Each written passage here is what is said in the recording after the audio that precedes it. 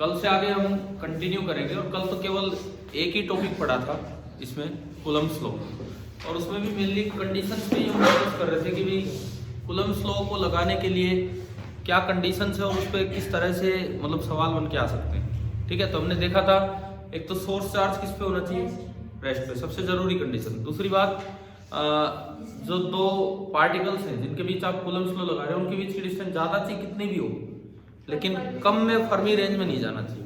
वहां जाके फिर और फोर्सेज एक्ट करने लग जाते हैं, तो ये इस तरह का बचता नहीं है। ठीक है, फिर हम कुछ इन चीजों पे आए थे कि चार्ज को विद साइन रखना चाहिए या विदाउट साइन। तो मैंने आपको एक जनरल सी बात बताई थी कि अगर कोई स्केलर क्वांटिटी है जैसे पोटेंशियल एनर्जी, इसके फॉर्मूले में अगर चार्ज आ रहा है तो आपको विद साइन रखना होगा। कोई वेक्टर क्वांटिटी है और उसके फॉर्मूले में चार्ज आ रहा है तो आपको देखना पड़ेगा कि आप वेक्टर फॉर्म लिख रहे हैं या केवल उसका मैग्नीट्यूड। वेक्टर फॉर्म लिख रहे हैं तो चार्ज को विद साइन पुट करेंगे, और केवल मैग्नीट्यूड ही लिख रहे हैं तो चार्ज विदाउट साइन वहां पे।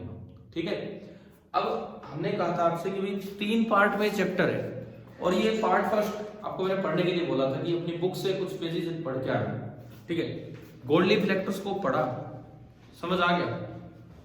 गोल्डली इलेक्ट्रोस्कोप मैं उस पे एक आधे सवाल से शुरुआत करता हूँ और फिर आगे बढ़ेंगे।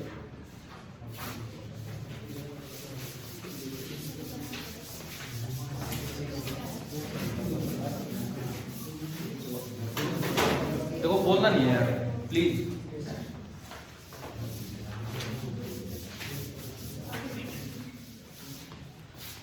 सपोज जैसे क्वेश्चन इस तरह से बन के आ रहे हैं, आपने अगर आपने नया सैंपल पेपर देखा हो इस साल का जो आपके ग्रुप पे डाला भी गया था, उसमें मैं आपको प्रिंट आउट भी दे दूंगा वैसे, तो उसमें बड़ा क्लियर है कि एक एक नंबर के कुछ ज्यादा ही सवाल है। 1 से लेके 20 तक सवाल एक एक नंबर के हैं, लेकिन जो उसमें कुछ सवाल केस स्टडी के हैं और उनमें 1 से 20 तक में ही एक सवाल में 4 पार्ट है और चारों एक एक नंबर के। केस स्टडी में एक दे रखा उन्होंने फैराडे केस, जो इलेक्ट्रोस्टैटिक शील्डिंग अगले चैप्टर का काम है। एक दे रखा उन्होंने ब्रिलियंस ऑफ डायमंड, जो TIR की एक एप्लीकेशन है। तो मतलब उन पे एक एक नंबर के काम है, तो काफी ज्यादा कॉन्सेप्ट्स यूं कवर किए जाएंगे आपके बोर्ड पेपर में इस तरह से। तो हमें इन बातों को ध्यान रखना होगा। अब मैं जैसे GAD भी आ जाए कहीं, गोल्डली इलेक्ट्रोस्कोप फॉर एग्जाम्पल, जैसे ये क्वेश्चन है, ये इसके अंदर गोल्डन लीव्स है, ऊपर ये डिस्क है, ये गोल्डन लीव्स है और ये ऊपर एक डिस्क है। ठीक है, और आपको ये दिया गया है कि ये पहले से ये चार्ज है, मतलब ये कुछ फैली हुई है। अगर ये पहले से ही लीव्स थोड़ी दूर है तो इसका मतलब क्या है, इस पे कुछ ना कुछ चार्ज होगा, पॉजिटिव और नेगेटिव आपस में रिपेल कर रहे होंगे। ठीक है, कैसा भी इस पे चार्ज हो, ये डाइवर्स थी। इस पे किस तरह के क्वेश्चंस बन के आ सकते हैं? सबसे पहली चीज, मैं अगर इसके पास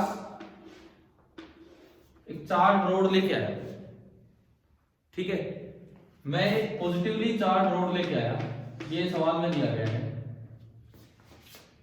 और इलेक्ट्रोस्कोप पे पहले से पॉजिटिव चार्ज था, this is positively charged gold leaf electroscope, ये आपको दिखाया गया इसमें। और अब पूछा जाए कि बताओ अगर मैं ये पास लेके आया हूं तो लीव्स डाइवर्ज होंगी, कन्वर्ज होंगी, क्या होगा? बताओ, सीधे एक नंबर का क्वेश्चन होता है और आपको विद एक्सप्लेनेशन देना होता है, खाली यस नो ये तुक्के नहीं मारने बोर्ड में। चाहे एक ही नंबर का सवाल हो, एक लाइन की तो एक्सप्लेनेशन देनी होगी। सवाल ये आगे ना समझ, क्वेश्चन ये है कि ये पास लाने पे विल द लीव्स डाइवर्ज और कन्वर्ज, कैसे कैसे स्टार्ट? क्या आपने पढ़ा? पहले ये बताओ, वो इलेक्ट्रोस्कोप पढ़ा बुक से? कितने बच्चों ने पढ़ा? लगभग 2। कल भी थे बहुत से बच्चे, इनमें से 2-4 ही तो आज नए आए होंगे, कल भी बहुत से थे लेकिन फिर भी नहीं पढ़ गए। पता है पहला चैप्टर 50 पेज का है लास्ट तक, और ये 50 पेज का इतना छोटा चैप्टर इसी बुक में है। अब प्रदीप की बुक उठाओगे, कोई और बुक उठाओ, कोई भी और बुक, एस एल अरोड़ा कोई उठा लो, कि 50 पेज में खत्म हो रहा है एक चैप्टर। केवल यही है जब 50 पेज में एक्सरसाइज भी आ गई, शॉर्ट एग्जाम्पल भी आ गए, समरी, पॉइंट्स पॉइंटर सब कुछ आ गया। उसमें मैंने कहा था कि कुछ पेज पढ़ लेना। अब आज से डबल हो जाएगा काम, फिर कभी नहीं हो पाएगा फिर तो ये काम। देखो तो अब सुनो किस तरह से क्या जवाब देंगे हम इसमें कि भाई कैसे काम करेगा। रोहित देखो ये कैसे काम करेगा। ये पॉजिटिव चार्ज आप पास लेके लाए तो बाई इंडक्शन यहां कैसा चार्ज आएगा, नेगेटिव। और एक कोई भी मेटल है उसके एक साइड अगर नेगेटिव आया है तो दूसरी साइड कैसे इंड्यूस होगा, पॉजिटिव। इस साइड अगर नेगेटिव आया है तो इट मींस दूसरी साइड कैसे इंड्यूस हो जाएगा, पॉजिटिव। और पहले से भी कैसा था, पॉजिटिव। तो इसका चार्ज बढ़ा है कि कम हुआ है, बढ़ा है ना। चार्ज अगर बढ़ा है तो इसका मतलब और भी ज्यादा डाइवर्ज होगी। समझ आ रहा है, क्लियर है ना ये चीज। आप इसके पास पॉजिटिवली चार्ज रोड लाए तो आंसर आया कि लीव्स विल फर्दर डाइवर्ज। ठीक है, अगला सवाल मान लो आप इसके पास पॉजिटिव नहीं, आप इसके पास नेगेटिवली चार्ज रोड लेके आए। और अब फिर से वही सवाल है कि विल द लीव्स कन्वर्ज और डाइवर्ज, क्या आंसर होगा। देखो अब सुनो, नेगेटिव लाए तो यहां कैसा इंड्यूस होगा, और दूसरी साइड तो पॉजिटिव चार्ज कुछ कम हुआ है कि ज्यादा हुआ है, कम हुआ है तो लीव्स। अब इसका प्रॉपर आंसर सुनो, लीव्स कन्वर्ज होंगी। अगर इतना नेगेटिव चार्ज इंड्यूस हो गया कि वो पॉजिटिव को खत्म कर दे तो लीव्स कोलैप्स कर जाएगी। और अगर उससे भी स्ट्रॉन्ग इंडक्शन है कि नेगेटिव इतना इंड्यूस हो गया कि पॉजिटिव को खत्म करके फिर दोबारा से कुछ बच गया तो लीव्स कन्वर्ज होंगी, कोलैप्स होंगी और लेकिन फिर से डाइवर्ज हो जाएंगी। तो जरूरी थोड़ी है कि एक वर्ड का ये आंसर हो, कन्वर्ज या डाइवर्ज। समझ आ गया, समझ आ रहा है ना ये यहाँ से। इसका मतलब अगर ये वाला केस आएगा तो आपको लिखना होगा कि leaves will converge but if the induction effect is strong then the leaves may again diverge. समझ आ रहा है, ठीक है। लिमिटेड लाइनें लिखो लेकिन वो बस उससे रिलेटेड हो, उसको एक्सप्लेन करे जो पूछा गया आपसे, ठीक है। तो ये थोड़ा बहुत नोट भी कर लेना, बिकॉज नहीं फिर याद नहीं रह पाएगा इतना यार आपको क्या है। क्वेश्चन ऑन जीएलई था ये, जहां से हमने शुरुआत की। ब्रॉड लीफ इलेक्ट्रोस्कोप इसको हम बोलते हैं। इसका जीएलई का काम क्या होता है, ये केवल ये डिटेक्ट करता है कि जो बॉडी आप लेके आए उस पर चार्ज है या नहीं, और अगर अंदाजा लगे तो कौन सा है, नेगेटिव पॉजिटिव, जैसे हम यहां से देख रहे हैं। ठीक है, इस तरह के सवाल आते हैं। पढ़ा हुआ है ब्रॉड लीफ इलेक्ट्रोस्कोप स्टार्टिंग में या बुक से अभी पढ़े, ठीक है। मतलब इन शॉर्ट आप जैसे भी बनाना चाहो खुद लिख सकते हो कि क्या है, किस तरह के सवाल आ रहे हैं।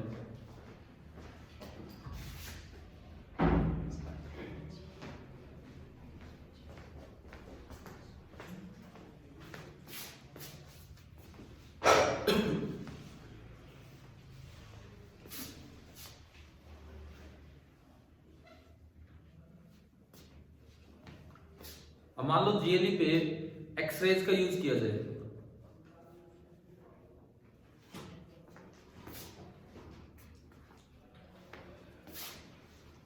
दो सवाल तो ये हो गए हमारे, ठीक है। ओनली इतना पूछे कि जीएलई का पर्पस क्या है, तो टू डिटेक्ट द चार्ज, बस ये पर्पस है कि कोई बॉडी आप लेके आए हो उस पे चार्ज है कि नहीं है, ज्यादा है कम है, ये देखना इसका काम होता है। मुझे लगता है लगभग एक आधा पेज तो एनसीईआरटी बुक में ब्रॉड लीफ इलेक्ट्रोस्कोप पे है ही, पूरा एक पेज दे रखा है, ठीक है। कंप्लीट एक पेज तो इसी पे दिया हुआ है वहां पे।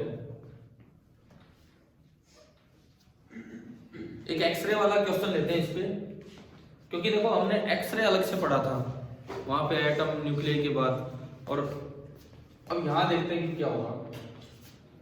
आपको यूं दे दिया जाए कि पहले से एक चार्ज जीएलई, पहले से एक चार्ज जीएलई है, ये दिया है और उसका साइन नहीं दिया कैसा है। और यूं बोला गया है कि एक्सरेज डाली गई है। सवाल यही है, विल द लीव्स डाइवर्ज और कन्वर्ज। हमें नहीं पता कैसा चार्ज है, चार्ज है, एक्सरे डाली गई है, तो विल द लीव्स कन्वर्ज और डाइवर्ज। कैसे, क्यों? चलो आपने कन्वर्ज आंसर दिया, डाइवर्ज। दो तरह के आंसर तो आ गए। देखो अब इसका आंसर, ये बड़ा अच्छा सा सवाल है, अगर ये आ जाए तो। जीएलई भी आप यहाँ पढ़ते हैं, एक्सरे कभी आगे पढ़ते हैं, तो ये दोनों का एक मिक्सअप सा कर दिया यहाँ पे कि इस तरह से सवाल। चार्ट जीएलई थी और इस पे हमने एक्सरे डाली, तो फिर पूछा है कि लीव्स फर्दर कन्वर्ज होंगे कि डाइवर्ज होंगे। सुनो, यहाँ पे आंसर आपको बहुत ही ढंग से देना होगा। सबसे पहला केस हम लेंगे, केस फर्स्ट, कि इसमें वैक्यूम है, इवैक्यूएटेड जीएलई। पहला केस आप लेंगे, इवैक्यूएटेड जीएलई है। अगर वैक्यूम होगा तो बीच में एयर के मॉलिक्यूल तो है नहीं, तो एक्सरे जो भी डालोगे सारी कहां जाएंगी? इन लीव्स पे जाएंगी। एक्सरे बहुत ही स्ट्रॉन्ग रेज होती है, एक्सरे बहुत ही स्ट्रॉन्ग रेज होती है, तो जब भी वो किसी मेटल पे जाती है तो उसमें से इलेक्ट्रॉन निकाल देती है। तो अगर एक्सरे यहां तक पहुंचे, ये पहला केस हम ले रहे हैं कि कंटेनर इज इवैक्यूएटेड, मतलब वहां पे क्या है? वैक्यूम है।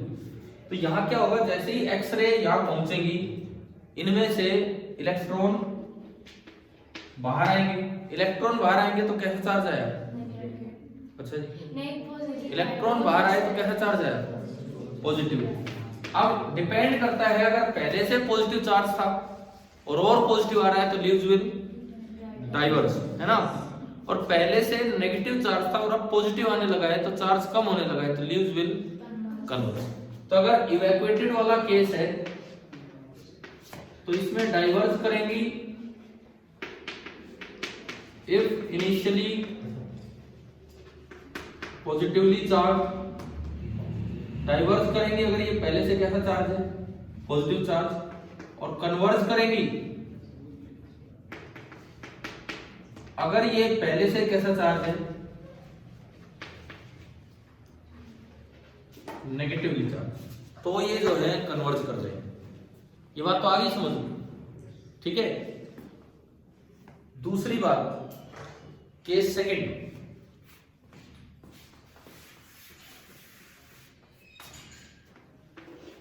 चार्ज जीएलई था लेकिन कंटेनर में एयर थी। चार्ज जीएलई है लेकिन कंटेनर में एयर है। अब क्या होगा? अब क्या होगा? लीव्स तक पहुंच ही नहीं पाएंगे एक्सरे। एयर बहुत अच्छा एब्जॉर्बर है एक्सरे का, तो एयर मॉलिक्यूल्स ही एक्सरे को एब्जॉर्ब करके आयनाइज हो जाएंगे, उनसे इलेक्ट्रॉन भी निकलेंगे और बदले में वो कैसी आयन बनेगी? Positive ion. इलेक्ट्रॉन भी निकलेंगे और पॉजिटिव आयन भी। समझ रहे हो ना ये चीज क्या होगा? अगर एयर हो और एक्सरे है तो एयर मॉलिक्यूल्स को आयनाइज कर देंगे।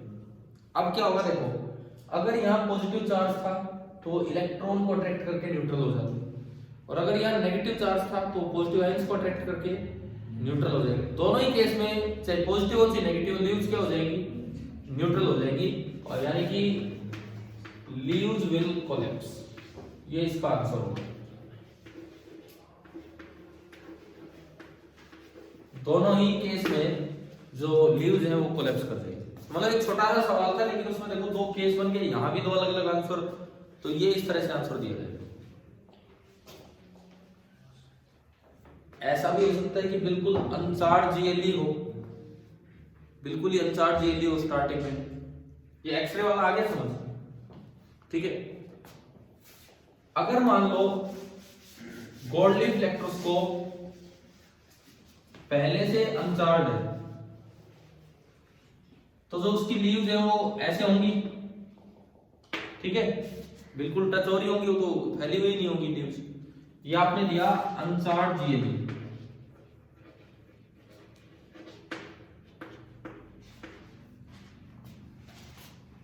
और आप इसके पास कोई चार्ज बॉडी लेके आए, हमें नहीं पता पॉजिटिव चार्ज है नेगेटिव चार्ज है कैसा है, लेकिन आप चार्ज बॉडी इसके पास लेके आए, तो क्या होगा? कुछ भी नहीं होगा। फिर किस काम का है थ्योरी? यही तो पता करता है कि कोई बॉडी आप लेके आए हो चार्ज है कि अनचार्ज है, क्या होगा?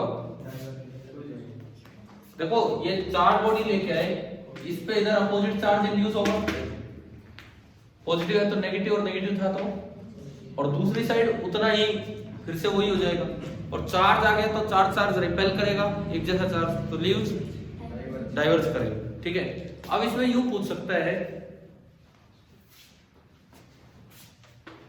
What does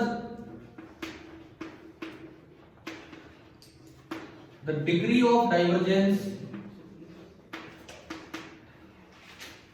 what does the degree of divergence of leaves indicate?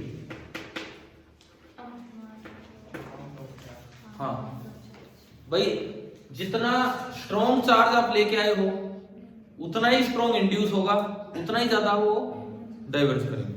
तो कितना खुली है लीव्स, उससे पता लगता है कि सामने जो आप चार्ज लेके आए हो कितना स्ट्रॉन्ग है। ये बुक की लाइन है कि it represents the amount of charge. ठीक है, इस तरह से भी छोटे छोटे सवाल बन के आ सकते हैं। चलो मैं अब थोड़ा आगे बढ़ता हूँ। सुपरपोजिशन प्रिंसिपल का जिक्र मैंने कल कर लिया था और ये बता दिया ना उसमें कि मेन पॉइंट क्या है। वो नहीं है कि बस सम करना है, इससे पहले वाली बात इंपॉर्टेंट है। क्या चीज बुक में उसके बाद लिखी, मुझे नहीं पता था, लिखी कि इंडिपेंडेंट है वो, साइड में कोई चार्ज आए या ना आए उस चीज से। ठीक है, इस पे सुपरपोजिशन प्रिंसिपल पे न्यूमेरिकल आने के चांस है, आ सकता है इस पे कोई भी न्यूमेरिकल, जैसे कि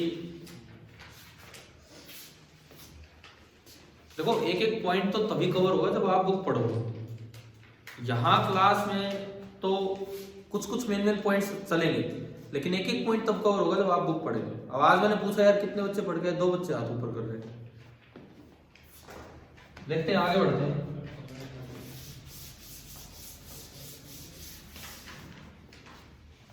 असल में हमारी आंखें तो खुलेंगी मंडे को अगर ढंग से पेपर देते हो तो, क्योंकि उसी से अंदाजा होगा कि एक 70 नंबर के पेपर में हम कितना स्कोर कर पा रहे हैं। अगर ढंग से आप पेपर देते हो तो उससे आइडिया लगेगा। आप चाहो तो पहला पेपर अच्छे से ही दे लो, फिर एक दिन का मतलब उसमें क्या होगा कि मतलब आंखें खुलने की बात नहीं है, हमें पता लगेगा कि हम कितना स्कोर कर पा रहे हैं और सच में इतना पढ़ के भी उन्हीं क्वेश्चंस में से कितना हम लिख पा रहे हैं कितना नहीं, इस तरह से काम होगा।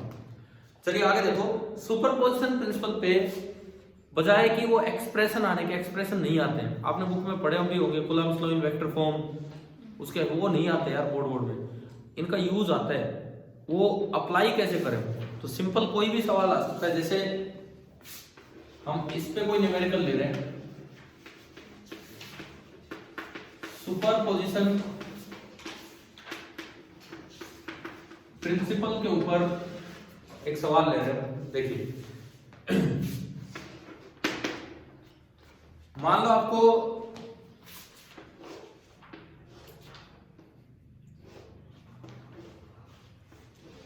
एक रेगुलर हेक्सागन दिया और इसके पांचों 5 कॉर्नर्स पे, 6 में से 5 कॉर्नर्स पे आइडेंटिकल चार्ज रखे हुए और इसके सेंटर पे एक चार्ज है Q और इसकी एज लेंथ है A, रेगुलर हेक्सागन ही है। अब आपसे पूछे कि फाइंड फोर्स ऑन Q, तो यहां वैसे सुपरपोजिशन प्रिंसिपल अप्लाई कैसे होगा? भाई आप इस पे फोर्स निकालने वाले तो एक एक का फोर्स निकालो अलग अलग, ठीक है, बिना साइड वालों की परवाह करते हुए। अब देखो जैसे मैं इसको इससे ज्वाइन करूं, कितनी ट्रायंगल बनी है? 6 बनती है, तो बराबर बराबर एंगल बटेगा, तो हर एक में एंगल कितना हो गया? 60 डिग्री। और ये सेंटर से दूरी बराबर है, तो ये आइसोसेलेस ट्रायंगल भी है, तो ये दोनों भी कितने हो गए? 60। तो ये इक्विलैटरल ट्रायंगल बन गई, ठीक है। इक्विलैटरल ट्रायंगल बनते ही अगर ये साइड लेंथ A थी तो ये साइड लेंथ भी कितनी होगी? ये हेक्सागन में होगा, औरों में नहीं होगा। पेंटागन आ जाए और कुछ आ जाए तो उनमें नहीं होगा, ये भी A आ गया। अब आपको अगर मान लो बोर्ड एग्जाम में इस तरह से लिखा जाए, find force on Q by applying superposition principle, याद है सुपरपोजिशन प्रिंसिपल अप्लाई करते हुए टोटल फोर्स ऑन क्यू निकालिए। तो वहां पे सीधा आंसर नहीं लिख के आना है, आपको ढंग से किस तरह से बताना होगा। देखिए सपोज ये है 1 2, मैं नंबरिंग कर रहा हूं अपने आप, 3 4, कॉर्नर्स के मैंने नाम दिए 5 8 6, सेंटर को मैं नोट बोल दूंगा 0। अब अगर मैं बात करूं force by Q1 on Q0, तो मैं इसको लिखूं F10 बाई Q0 ऑन 0, कितना होगा? अब देखो सुनो, क्वेश्चन में लिखा है कि अप्लाई सुपरपोजिशन प्रिंसिपल, फिर वही गलती करेंगे बच्चे, 6 फोर्स लिख के फिर लिखेंगे बाई सुपरपोजिशन प्रिंसिपल, 5 फोर्स लिख के फिर लिखेंगे और फिर जोड़ेंगे ना। आपको यहां लिखना है, यहां जब आप सॉल्यूशन स्टार्ट कर रहे हो तो स्टार्टिंग में लिखना है कि बाई सुपरपोजिशन प्रिंसिपल F10 होगा 1/4 पाई एप्सिलॉन नॉट, के को अवॉइड किया करो, यूज मत किया करो यहाँ पे के को, capital Q small q upon a square. अब इसमें हमने कैसे यूज कर दिया सुपरपोजिशन प्रिंसिपल का, क्योंकि ये फोर्स वही है जैसे कि अकेले ये दो होते और ना हो, ठीक है। सिमिलरली ये सारे के सारे फोर्स ऐसे हो जाएंगे, 4 वाला कोई फोर्स लगा नहीं रहे, ठीक है। उसके बाद आपको बताना होगा कि 2 ने फोर्स जिधर लगाया और 5 ने फोर्स जिधर लगाया वो इक्वल एंड अपोजिट है, तो वो दोनों कैंसिल आउट हो गए। यानी कि अगर मैं लिखूं F20 प्लस F50 कितना होगा? 0। सिमिलरली एक और पेयर बनेगा 3 और 6, F30 प्लस F60, ये भी कितना होगा? 0, ठीक है। और लास्ट में आप देखोगे तो नेट फोर्स जो बचेगा वो ओनली एक बचेगा, कौन सा? F10, और इसका मैग्नीट्यूड तो हो जाएगा, मैग्नीट्यूड अलग से लिखेंगे, तो F नेट का जो मैग्नीट्यूड बना यही बचा 1/4 pi epsilon not q upon a square. Direction भी लिख के आनी चाहिए टुवर्ड्स द वैकेंट कॉर्नर। अब अगर ये क्वेश्चन किसी एमसीक्यू पेपर में आया होता, नीट जेईई मेंस में, इतना थोड़ी लिखते हैं हम, और ही तरीकों से याद रखते हैं। हम तो यूं ही याद रखते हैं कि अगर n साइडेड पॉलीगन है और n-1 कॉर्नर्स पे रखे हों तो यहां भी एक q रख लो और साथ में एक -q रख लो, इस तरह से ये सारे q मिलके तो नेट फोर्स कितना कर देंगे? 0। ओनली कौन बचेगा? -q, और वो इसको अपनी तरफ अट्रैक्ट कर लेगा। कितने फोर्स है? k capital Q small q upon a square. फिर जी 5 साइडेड हो, 6 साइडेड हो, 7 साइडेड हो, कितने भी हो, ठीक है ना। वहां करने का तरीका ये होता है, थोड़ा बोर्ड एग्जाम में दिखा के आना चाहिए कि कैसे आप सुपरपोजिशन प्रिंसिपल लगा रहे हैं। समझ आ गया है ना ये? ठीक है, चलते हैं इससे आगे बढ़ते हैं। आपकी बुक में शायद सोल्ड एग्जांपल है सुपरपोजिशन प्रिंसिपल पे, ट्रायंगल वगैरह बना लिए, 2 सोल्ड एग्जांपल है, तो वो जरूर पढ़ना, बिकॉज वो एज इट इज आ सकते हैं आपके पेपर में, है ना। एक पे ट्रायंगल बना रखी है, किसी भी एक पे फोर्स पूछ रहे हैं, देख लेना आप। कोई डाउट है किसी को तो बताओ, मैं वो करवा दूंगा। पहले वाला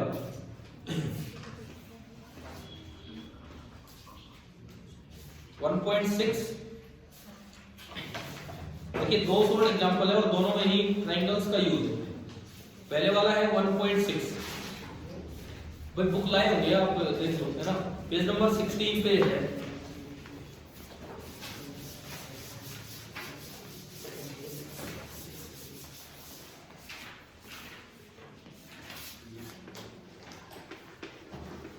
एग्जाम्पल 1.6 हम देख रहे हैं।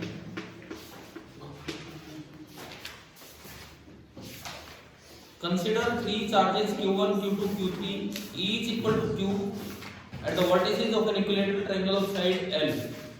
What is the force on a charge Q with the same sign as Q placed at the centroid of the triangle? अब देखो,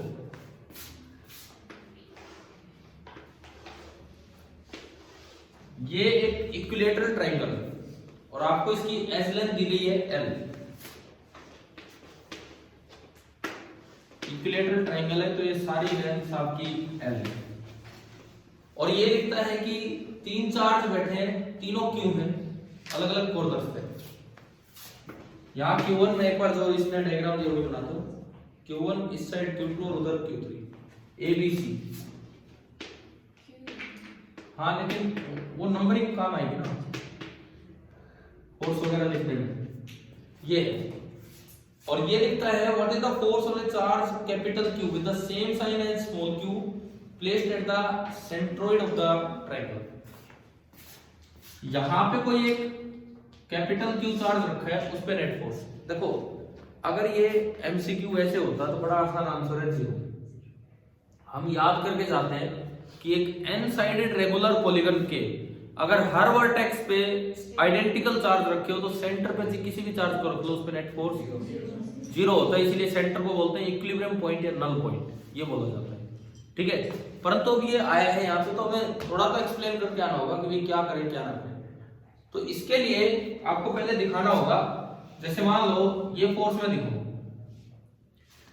तो फिर दोबारा से बाई सुपरपोजिशन प्रिंसिपल फोर्स, मैं इसको Q नॉट बोल देता हूं हर बार, है ना, on force by 1 on Q not. अगर मैं ये लिखूं सुपरपोजिशन प्रिंसिपल भी लग गया एंड कूलम्स लॉ भी आप लिख सकते हो। Superposition principle and Coulomb's law, इनसे आप बता दें। अब इसके लिए मुझे ना इस डिस्टेंस की जरूरत पड़ेगी, और एक्चुअली ये डिस्टेंस निकालना कोई बहुत मुश्किल काम नहीं है, पता है आप सभी को। ठीक है, इक्विलेटरल ट्रायंगल है, बड़ी आसानी से निकल जाएगा। अब मान लो मैं इसको R से रिप्रेजेंट कर रहा हूं तो ये दूरी भी कितनी होगी, सेंट्रोइड है, और ये भी R ही होगी। अब देखिए ये जो कैपिटल Q है इस पे एक फोर्स लगेगा नीचे F10, एक फोर्स लगेगा इधर F30 और एक फोर्स लगेगा इधर F20। तीनों बिल्कुल सिमेट्रिकली प्लेस्ड है, तो पूरा सम अगर 360 डिग्री है तो ये एंगल कितना हो गया 120 डिग्री। 120 120 120 डिग्री हो गई। आप अलग से तीनों का मैग्नीट्यूड लिख देंगे, F10 F20 F30 प्लस को से क्या आएगा लिख लेंगे। ठीक है, उसके बाद net force on Q capital Q वो मैंने बोला F0। Net force on capital Q हमने बोल दिया F0 है। तो आप अगर तीनों को सेम ऑर्डर में अरेंज करके दिखाएं तो देखो F10 नीचे की तरफ है, F10 जो है वो हमारा नीचे की तरफ है। फिर F20 मैं केवल और केवल सेम ऑर्डर में दिखा रहा हूं, F10 नीचे की तरफ बना। ठीक है, उसके बाद मैं दिखा रहा हूं F20 इधर की तरफ जाएगा कहीं, और उसके बाद हम दिखाएंगे F30 और F30 आपको ऐसे दिखा दे रहे हैं कि भाई ये तीनों ने मिलकर क्या बना दिया, क्लोज ट्रायंगल। अच्छा, इसका आइडिया कैसे लगेगा कि क्लोज ट्रायंगल बनेगा? इसलिए आइडिया लगेगा कि जब भी कभी इक्वल मैग्नीट्यूड के वेक्टर हो और उनके बीच के एंगल्स भी इक्वल हो तो हमेशा उनको सेम ऑर्डर पे रखने पे क्या बनती है, क्लोज पॉलीगन। क्लोज पॉलीगन बना, इसका मतलब F रिजल्टेंट कितना होगा, 0। हो सकता है बुक में ये ना बना के दिखाया हो, वैसे 0 करके बता रखो। आप कैसे भी अपने तरीके से दिखा के दो कुछ भी कि भाई ये 0 होगा। समझ आया कि नहीं आया? ठीक है, अगला हो जाएगा। ठीक है, इसके बाद अब मैं थोड़ा आगे बढ़ता हूं, जो part second of the chapter है मैं उस पर चलता हूं, इलेक्ट्रिक फील्ड।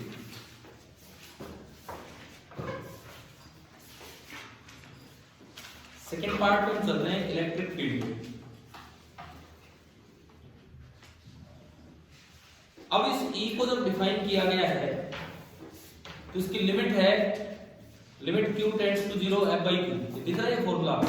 हम इलेक्ट्रिक फील्ड से अब अपना काम स्टार्ट करते हैं आगे।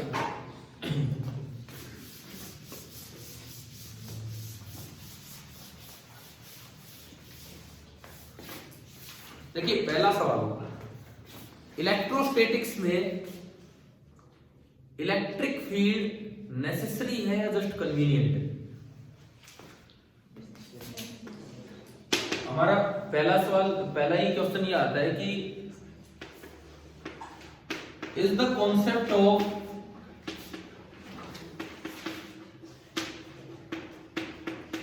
Electric field intensity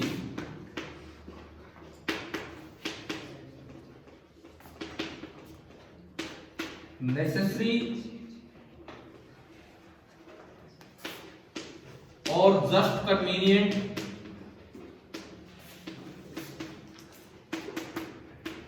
for electrostatics.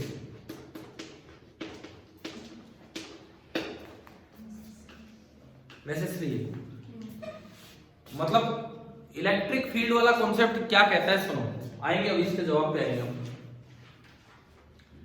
Electric field वाला कॉन्सेप्ट क्या कहता है कि ये कोई चार्ज है Q1,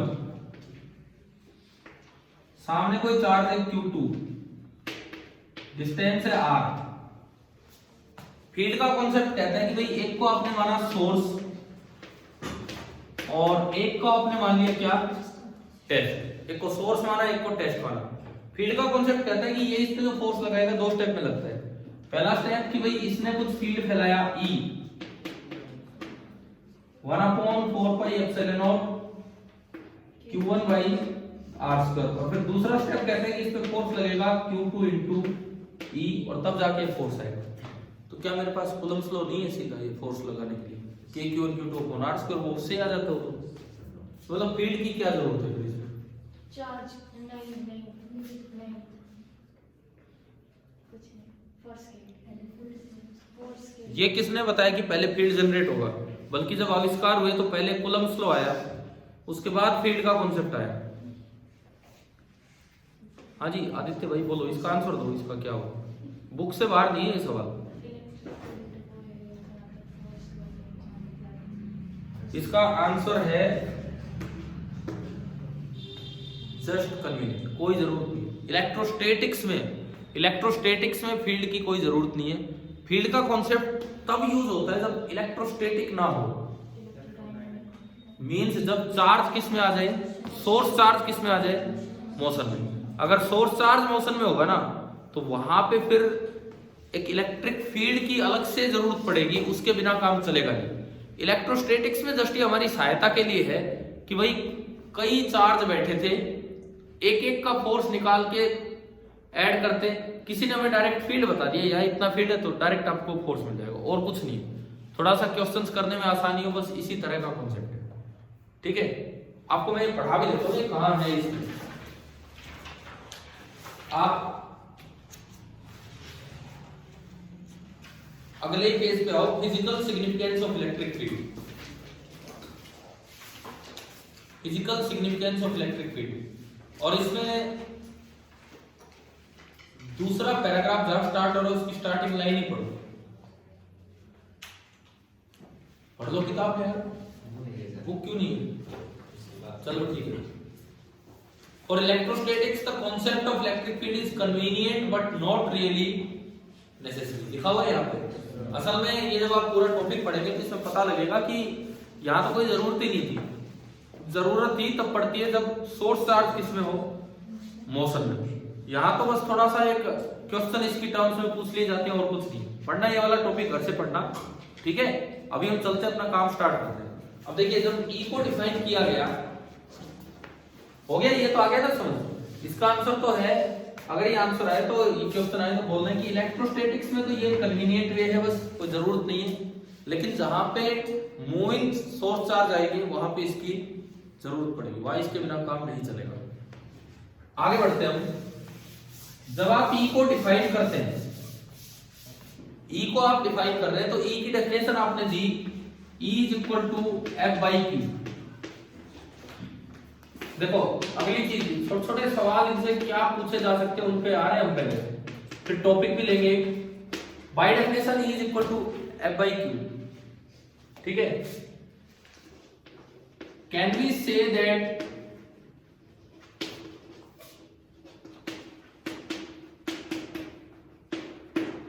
ये बताओ, E is inversely proportional to Q?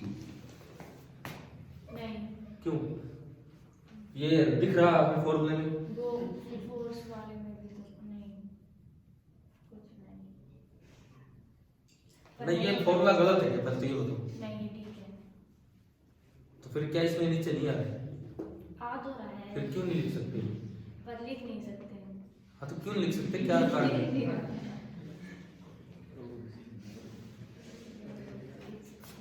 मतलब ये मैंने पूछ लिया इसलिए भी हो जाता है, पूछ लिया इसलिए ये तो मिलेगा नहीं, कैसे लिख सकते हैं बताओ? हाँ कारण क्या है, देखो अभी भी ये प्रोपोर्शनल बनाना हो ना, तो जो बची हुई चीज है वो इनसे इंडिपेंडेंट होना चाहिए। इसका आंसर देखिए क्या क्या बनेगा क्या नहीं बनेगा। इज इक्वल टू आपने ऐसे लिखा f इंटू 1/q। अब इक्वल टू और एक कांस्टेंट हटा के प्रोपोर्शनलिटी लगती है। क्या ये f q से इंडिपेंडेंट है या ये f q पे डिपेंड कर रहा है? ये f, if f were independent of q then ये बात आप लिख सकते थे, तो कोई दिक्कत ही नहीं है, तो ये कांस्टेंट की तरह ये लिख पाते हैं। अब मुझे बताओ क्या ये f q पे डिपेंड कर रहे हैं कि इंडिपेंडेंट है? डिपेंड कर रहे हैं f, क्योंकि ये q तो टेस्ट चार्ज है, सोर्स चार्ज नहीं है। E बराबर f/q डेफिनेशन अगर आपको आती है तो वो ये कहती है कि किसी भी जगह अगर आपको फील्ड मेजर करना है तो आप क्या करेंगे, वहां पे एक टेस्ट चार्ज रखेंगे q, उस पे फोर्स मेजर करेंगे f और f को q से डिवाइड करेंगे। टेस्ट चार्ज q रखेंगे, उस पे फोर्स f मेजर करेंगे और f को q से डिवाइड करेंगे। समझ में आया ये? तो वो जब फोर्स मेजर करेंगे क्या वो q की वैल्यू पे डिपेंड करेगा कि नहीं करेगा? चार्ज बड़ा रखोगे तो फोर्स ज्यादा लगेगा, चार्ज छोटा रखोगे तो फोर्स कम लगेगा। तो but f is dependent on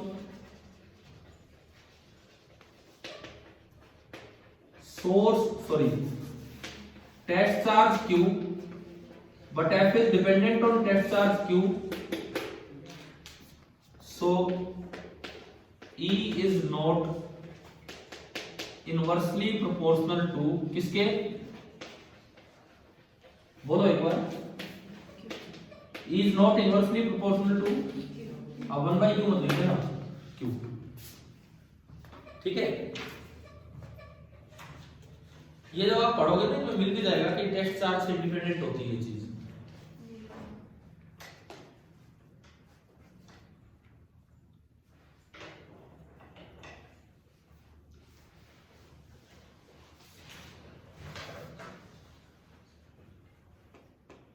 अब देखो इसमें फॉर्मूले में, ये बुक में जो फॉर्मूला दिया है इसमें लिमिट q टेंड्स टू 0 लगा रखा है। केवल और केवल उस पे भी क्वेश्चन उनके कैसे आ सकता है उस पे हम चल रहे हैं।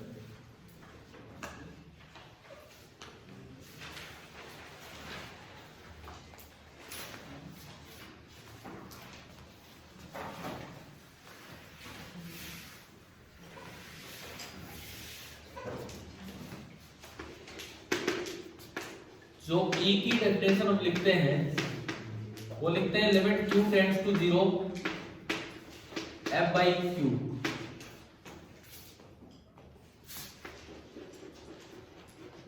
What does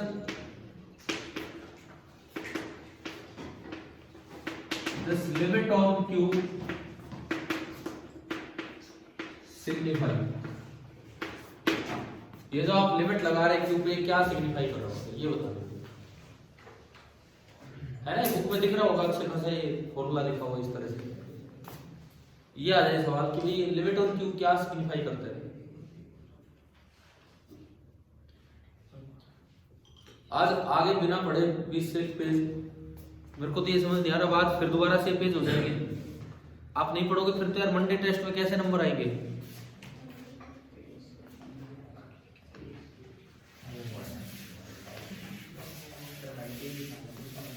देखते हैं, अब सुनो इसका मतलब क्या है कि क्या सिग्निफाई करता है। इसका ये मतलब है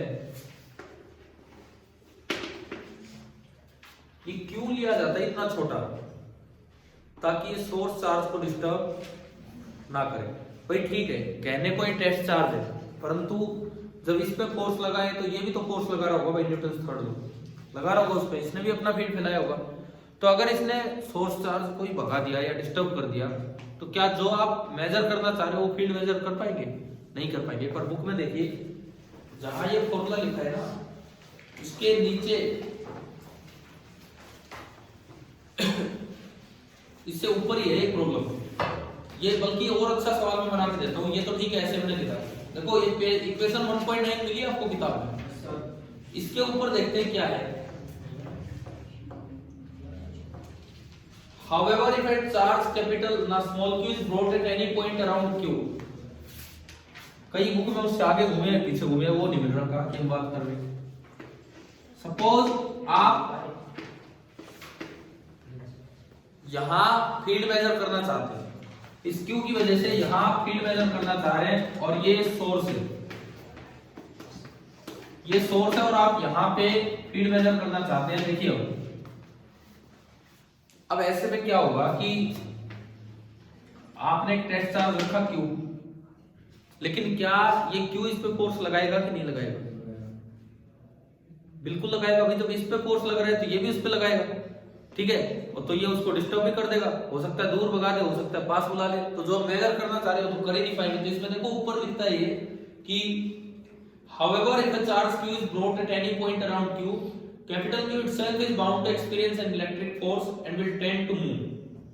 A way out of this difficulty is to make Q negligibly small. तो आपको ये इस सवाल का जवाब देना था, what does this limit on Q signify? क्यों ये लिमिट लगाई जाती है? क्यों ये लिमिट लगाई जाती है? So that the source charge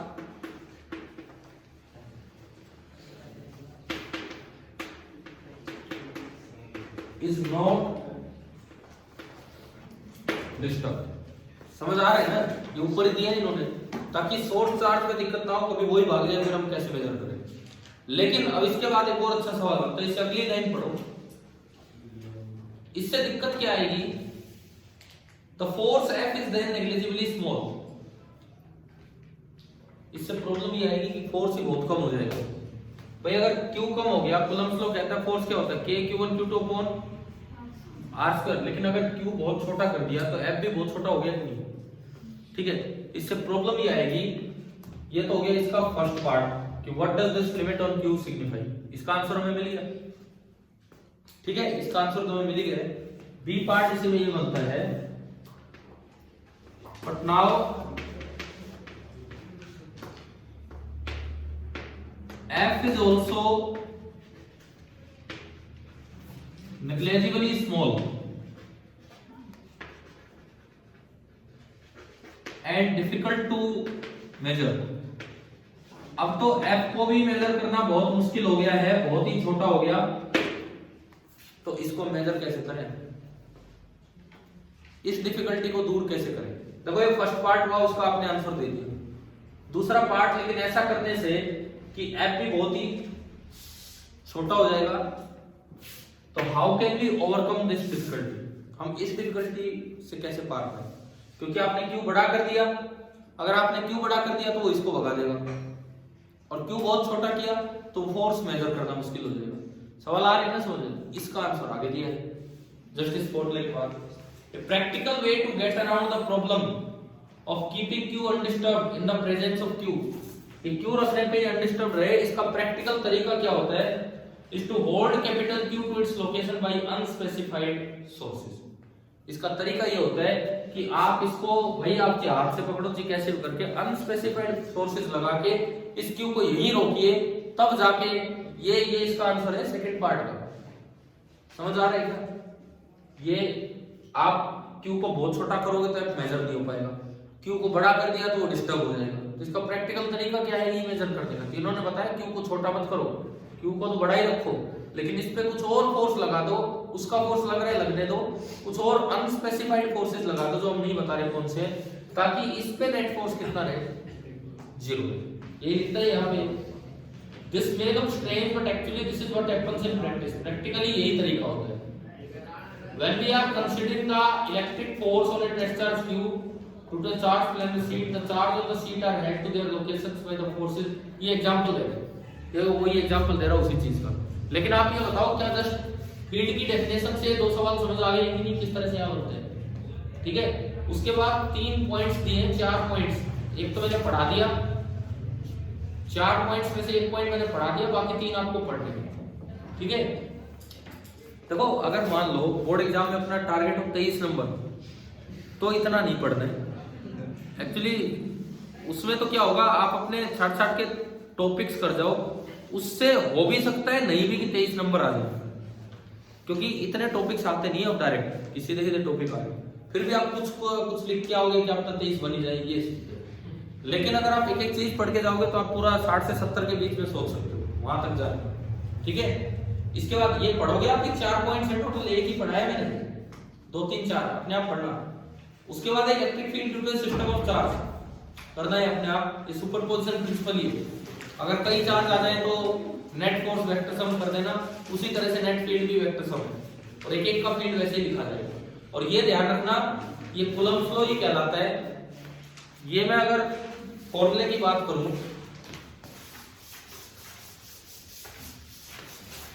एक पॉइंट चार्ज का फील्ड क्या होता है, एक पॉइंट चार्ज का फील्ड,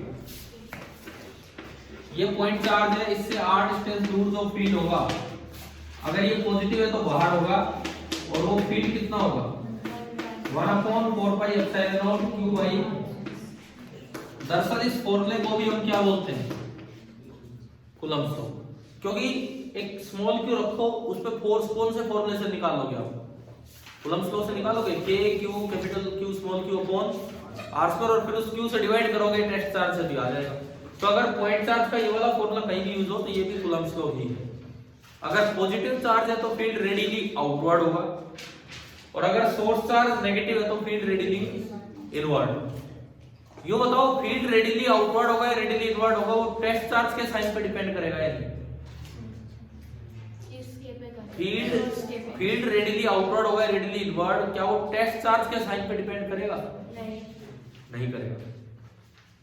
इस पे जो फोर्स लगेगा E निकालने के लिए, क्या उस फोर्स की डायरेक्शन टेस्ट चार्ज के साइन पे डिपेंड करेगी?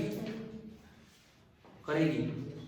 इस पे जो फोर्स लगेगा ना, उसकी डायरेक्शन तो टेस्ट चार्ज के साइन पे डिपेंड करेगी, लेकिन जो फील्ड निकल के आएगा उसकी डायरेक्शन इसके साइन पे डिपेंड नहीं करेगी, वो केवल और केवल सोर्स चार्ज पे डिपेंड करेगी, ठीक है। इसके बाद जो नेक्स्ट आपका टॉपिक है electric physical significance of electric field. अब भाई ये आ जाए एक नंबर में, what is the physical significance of electric field. तो लिखने को नहीं होता हमारे पास कुछ, आप बता के आएंगे E बराबर F/Q, ये थोड़ी उसकी फिजिकल सिग्निफिकेंस है। या बोलोगे 2 स्टेप में फोर्स जाता है, वो तो जरूरत ही नहीं है, वो तो एक फालतू की कन्वीनियंस है जो हम अपने लिए बना रहे हैं। फिजिकल सिग्निफिकेंस फील्ड का कब है, जहां पे मोशन वाला चार्ज हो, बल्कि एक्सेलरेटेड मोशन वाला चार्ज हो, और वहां EM वेव जनरेट होगी। तो ये क्वेश्चन उससे रिलेट होता है जो EM वेव वाले चैप्टर में आप सीखते हैं, और ये आगे अगले पेज पे बोल्ड करके दे रखा है ना, इटैलिक लाइन में दे रखा, पढ़ लेना यहाँ से, ठीक है। फील्ड के बारे में जो भी है ये क्वेश्चन अपना पढ़ना। अच्छा, एग्जांपल 1.8 काइनेमेटिक्स में ले गया इसे। अब मैं एग्जांपल 1.8 तो आप पे छोड़ रहा हूं, मैं करवा रहा हूं, आप इसका हो एक्सरसाइज का 33rd क्वेश्चन। एग्जांपल 1.8 तो स्ट्रेट लाइन मोशन है, और ये कर्व मोशन होगा। पेज नंबर 50, क्वेश्चन नंबर 33,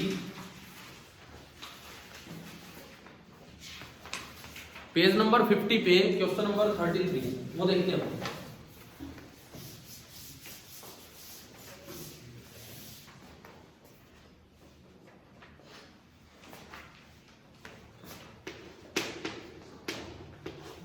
आ सकता है, सीधा सवाल, अच्छा सवाल है। देखिए, particle of mass m charge -q enters the region between the two charged plates initially moving along x axis with the speed vx like the particle। कोई पुराना डायग्राम है, मैं बना देता हूं। यहाँ पे देखो, इस तरह का कुछ अरेंजमेंट है कि ये 2 प्लेट्स हैं, ये 2 प्लेट्स हैं। सपोज इस पे नेगेटिव चार्ज है और इस पे कैसा चार्ज है, पॉजिटिव। तो फील्ड किधर से किधर होगा, पॉजिटिव से नेगेटिव। तो एक इलेक्ट्रिक फील्ड होगा इस डायरेक्शन में, और 2 प्लेट्स के बीच में यूनिफॉर्म फील्ड होता है। और इन प्लेट्स की जो लंबाई है, लेंथ, वो आपको दी गई है कितनी, L। प्लेट्स की लंबाई आपको दी गई है L, ठीक है। बोला है कि भाई इसके अंदर ना कोई एक पार्टिकल एंट्री लेता है अलोंग एक्स एक्सिस। सपोज ये एक्स एक्सिस है और मैंने कहा ये नीचे की तरफ वाई एक्सिस है। यहां से एक पार्टिकल एंट्री ले रहा है जिसका चार्ज है -q और मास कितना है m, और ये मैंने ओरिजिन बोल दिया। और इसकी जो इनिशियल स्पीड है, इनिशियल स्पीड वो कितनी दे दी vx। ये है ये सवाल। अब ये लिखता है कि show that the vertical deflection word नहीं यूज करना चाहिए, गलती से कर रखा है, इसको वर्टिकल काट के कर दो ट्रांसवर्स, वर्टिकल काट के कर दो ट्रांसवर्स, ट्रांसवर्स डिफ्लेक्शन। प्रॉब्लम क्या है, वर्टिकल वर्ड क्यों नहीं यूज करते? वर्टिकल या हॉरिजॉन्टल वर्ड आते ही ना एक mg और लेना पड़ जाता है, लेकिन हम mg कंसीडर नहीं करते इन क्वेश्चंस में। तो ये ट्रांसवर्स मतलब इसके परपेंडिकुलर डिफ्लेक्शन, वो हॉरिजॉन्टल वर्टिकल वर्ड यूज करेगा तो दिक्कत होगी। पर अगर बोर्ड एग्जाम में आ जाए तो आप वहां करेक्शन मत करते रहना, वहां अपना काम करना, ठीक है।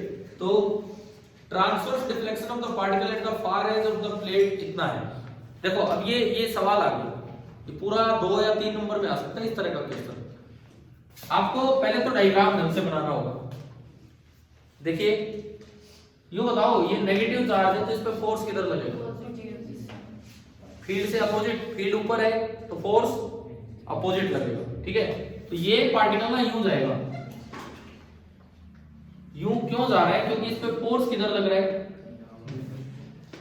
इस डायरेक्शन में। तो क्या ये बिल्कुल ऐसा नहीं होगा जैसे मैंने एक पत्थर को सीधा फेंका तो वो भी नीचे जा रहा होता है? हाँ। और ये जो फोर्स लगेगा F, ये लगेगा Q into E, Q without sign. और क्योंकि E कांस्टेंट है तो ये फोर्स भी क्या होगा? कांस्टेंट होगा। पहली बात हमने डायग्राम बनाया इस तरह का। अब डिफ्लेक्शन, जब ये दूसरी जहां प्लेट्स खत्म हो रही है, जब ये वहां निकलेगा तो ट्रांसवर्स डिफ्लेक्शन मतलब जिस जगह से इसने आना स्टार्ट किया था और अब जहां बाहर निकल रहा है, इस दूरी को क्या बोलते हैं हम? ये क्या होगा इसका? Transverse deflection. ये होगा इसका ट्रांसवर्स डिफ्लेक्शन। पेपर में ऐसे मत करिए ना, वहां तो लिखना ढंग से, कभी यूं ही शॉर्ट में कर दो तो अगला समझ जाएगा, ठीक है। इसके बाद ये चीज स्ट्रेट चलता रहे, उससे मुझे कोई मतलब नहीं, मुझे तो इस कर्व पाथ से मतलब है और मुझे डी कैलकुलेट करना है। अब देखो कैसे करेंगे, सबसे पहले तो इस पाथ का जिक्र करेंगे हम कि कैसा पाथ है। एक्सेलरेशन F/m होता है, कितना हो गया? QE/, और क्योंकि E कांस्टेंट है तो एक्सेलरेशन भी क्या हो गया? दूसरी बात, पूरे मोशन के दौरान एक्सेलरेशन तो कांस्टेंट है, और क्या इनिशियल वेलोसिटी और एक्सेलरेशन पैरेलल है? नहीं, परपेंडिकुलर है, पैरेलल तो नहीं है ना। यानी कि initial velocity is not parallel to acceleration and acceleration is constant. तो अगर ये दो कंडीशन सेटिस्फाई हो जाती है तो पाथ कैसा होता है? पैराबोलिक। ये कंडीशन होती है पैराबोलिक पाथ की कि अगर इनिशियल वेलोसिटी और एक्सेलरेशन पैरेलल ना हो और एक्सेलरेशन वेक्टर पूरे रास्ते कांस्टेंट रहे, तो इसका मतलब कि जो पाथ होगा, इसका मतलब जो पाथ होगा वो कैसा होगा? पैराबोलिक। ये जो भी पाथ बनेगा ये आपका बनेगा बिल्कुल पैराबोलिक पाथ होगा। क्या यहां तक समझ आया? ठीक है। उसके बाद देखो अब इसकी इक्वेशन कैसे लाएं। अगर मुझे पैराबोला की इक्वेशन पे जाना हो तो उसका प्रॉपर तरीका जो कभी आपने +1 में सीखा होगा कि आप एक ओरिजिन मान लो, एक एक्स एक्सिस, एक वाई एक्सिस, और फिर एक ना अच्छी खासी टेबल बनाओगे और उसमें 3 अपने पार्ट्स ब्रेक कीजिए। Physical quantity, x component and अगला क्या? Y component. Physical quantity, x component and y component, ये आपने ब्रेक किया, ठीक है। उसके बाद देखो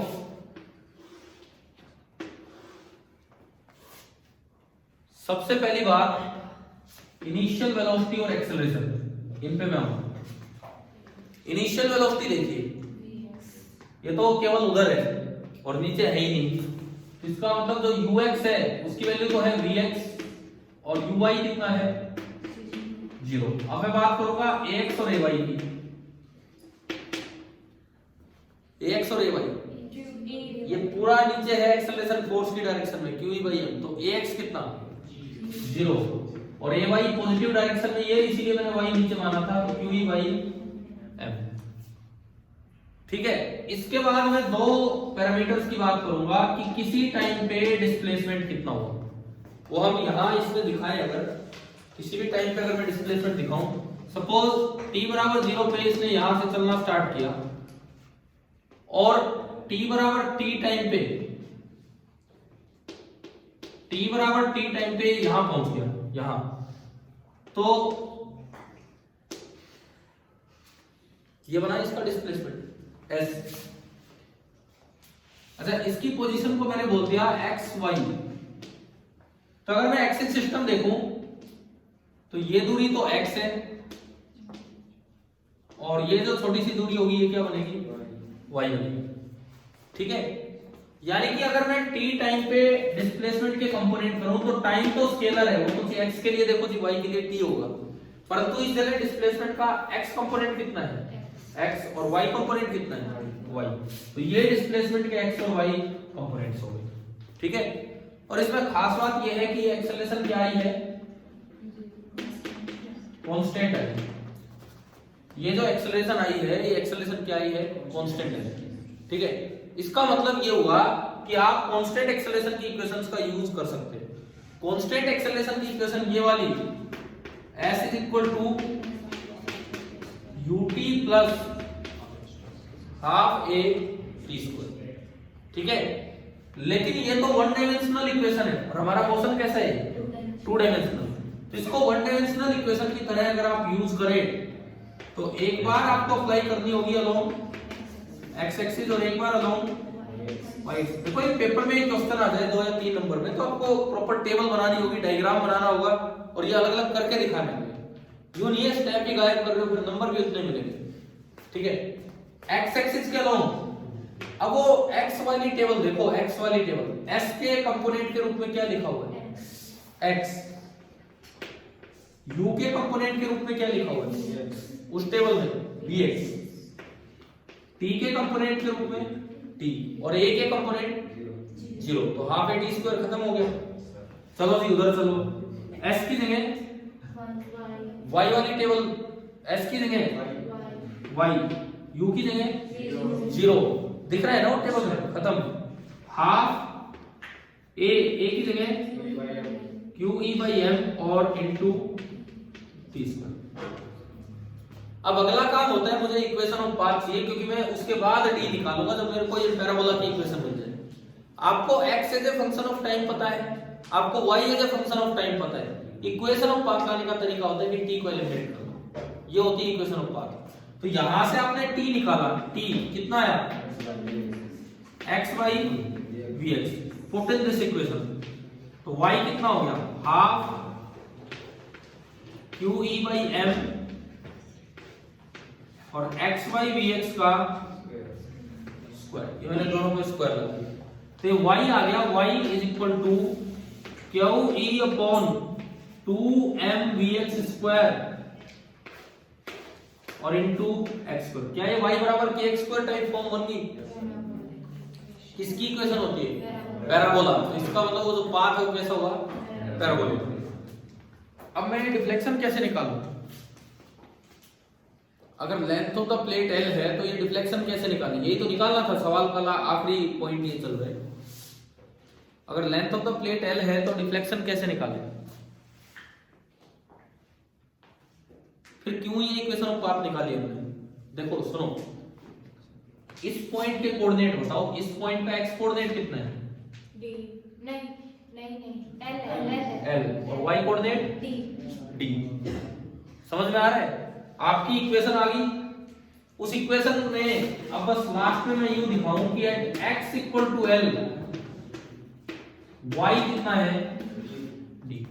eight x equal to l जो y है वो d है, उसमें पुट किया हमने, तो y की जगह d बराबर q e upon 2m vx square और इनटू l स्क्वायर, d बराबर q e upon 2m vx square into l square. तो बताओ क्या यही प्रूव करना था क्या?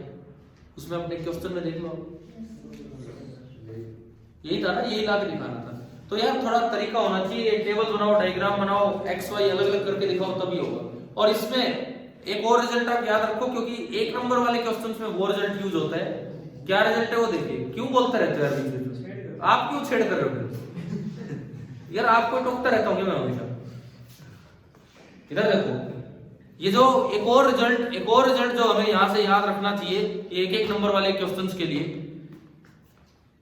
इसमें अगर मैं डिफरेंट पार्टिकल्स को एंट्री दूं with same speed, same arrangement है, डिफरेंट पार्टिकल्स को entry the with same speed, तो E भी सबके लिए सेम होगा, L भी सबके लिए सेम होगा, 2 सबके लिए सेम, और सेम स्पीड से एंट्री दी तो Vx² भी सबके लिए क्या होगा, ओनली क्या बचेगा, जिसको कि स्पेसिफिक चार्ज बोला जाता है।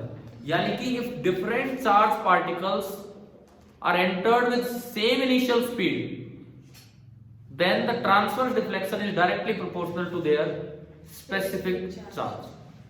समझ गए ये रिजल्ट? मैं लिख इतना नहीं रहा हूं, मैं बोल रहा हूं, वो आप लिख भी सकते हैं। D is proportional to Q by M। अगर अलग अलग पार्टिकल आ रहे हैं लेकिन सबकी इनिशियल स्पीड क्या है, सेम। ऐसा एक सवाल अंदर है एक्सरसाइज में, उसमें बड़ा अच्छा सा डायग्राम नहीं दे रखा है, एग्जाम में आएगा तो थोड़ा ढंग से डायग्राम आएगा, उसमें इतना क्लियर नहीं हो पा रहा है, डिफ्लेक्शन ज्यादा कम। क्वेश्चन नंबर 14 इस पे बेस्ड है। क्वेश्चन नंबर 14 था, आप एक बार देखना बुक का, क्वेश्चन नंबर 14 एक बार उस पर नजर डालो बस। एक तो ये पूछा है कि किसका साइन कैसा है, बताना देख के। 1 और 2 का नेगेटिव, 1 और 2 तो गए पॉजिटिव की तरफ, तो उनका तो साइन नेगेटिव, और 3 जा रहे हैं नेगेटिव की तरफ, उसका साइन पॉजिटिव। और एक ये पूछा है which particle has highest charge to mass ratio, Q by M ज्यादा किसका है, देखो इधर देखो, deflection is directly proportional to Q by M, तो उसमें देखो कौन सा ज्यादा डिफ्लेक्ट हुआ है, पता लग रहा है? हाँ लग रहा है वैसे तो। तीसरे वाला ज्यादा नीचे से जा रहा है, जस्ट उसके टच होते हुए, ऊपर वाले इतने नहीं बढ़े, यानी कि हाईएस्ट Q by M किसका होगा, थर्ड का होगा। तो क्या ये रिजल्ट वहां यूज हो रहा है कि नहीं उस सवाल में? तो एक साथ हमारे 2 क्वेश्चंस हो गए, इनमें से अगर 1 नंबर में वो आ जाए, 2 या 3 नंबर में आए तो ये वाला पार्ट आ जाए, ठीक है। अब इसके बाद आप ना सोल्ड एग्जांपल वो खुद करना, उसमें स्ट्रेट लाइन पाथ था, यहां मैंने ये वाला दिया। देखो फील्ड लाइंस भी आप अपने आप पढ़ोगे, मैं कुछ टॉपिक्स आपको बताता जा रहा हूं हर बार कि वहां तक आप पढ़ के आओगे। कल क्या टाइम हो गया, 7:20, ठीक है। कल जो है ना टॉपिक नंबर 1.9 तक आप पूरा पढ़ के आएंगे, जहां इलेक्ट्रिक फ्लक्स स्टार्ट होता है वहां जाके रुकना है, जहां इलेक्ट्रिक फ्लक्स स्टार्ट होता है वहां जाके रुकना है। और फिर ये फ्लक्स वाला काम ये सब हम कल कर रहे होंगे, एंड डाइपोल, फ्लक्स और डाइपोल ये सारा सिस्टम हम कल स्टार्ट करेंगे। लेकिन जो मैं छोड़ रहा हूं, जैसे फील्ड लाइन मैंने बोला आप पढ़ोगे, तो वो आप पढ़ोगे। और ये बताओ भाई समझ आ रही है? समझने का कोई फायदा नहीं है जब तक घर से काम नहीं करोगे। कैसे? फिर यूं तो थोड़े थोड़े पॉइंट क्लियर हो पाएंगे। कितने पेज हो गए अब घर से पढ़ने के लिए जिन्होंने कल नहीं पढ़ा? कहां तक हो गए, कितने पेज हो गए? 24 एंड हाफ इतने पेज हो चुके हैं। 25 पे जाके वो है। तो मैं तो आज भी यही कहूंगा कि कल जब आए तो थोड़ा सा तो रीडिंग करके आए इसकी, ठीक है। कल हम कंटिन्यू करते हैं इससे आगे फ्लक्स वाले पार्ट से, ठीक है। Thank you.